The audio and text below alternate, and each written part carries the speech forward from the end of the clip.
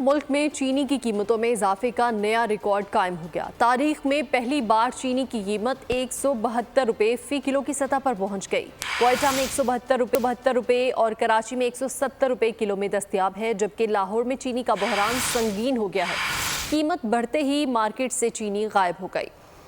आटा पहले ही पहुंच से दूर था, अब महंगी चीनी ने बेचैनी बढ़ा दी। माफिया ने देखते ही देखते फी किलो कीमत 150 के पार पहुंचा दी। मुल्क में चीनी की कीमत में इजाफे का नया रिकॉर्ड बन गया। तारीख में पहली बार कीमत 172 रुपए फी किलो की सतह पर पहुंच गई। कोयटा के शहरी मुल्क में सबसे महंगी चीनी खरीदने पर मजबूर। फी किलो कीमत 172 रुपए हो गई। कराची में 170 रुपए में दस्तयाब है। इस्लामाबाद और पेशावर में शहरी 165 रुपए फी किलो में खरीद रहे हैं। लाहौर में कीमतें बढ़ते ही चीनी का बहरान संगीन हो गया और चीनी मार्केट से गायब कर दी गई। ओपन मार्केट में चीनी 175 रुपए तक में दस्तयाब है।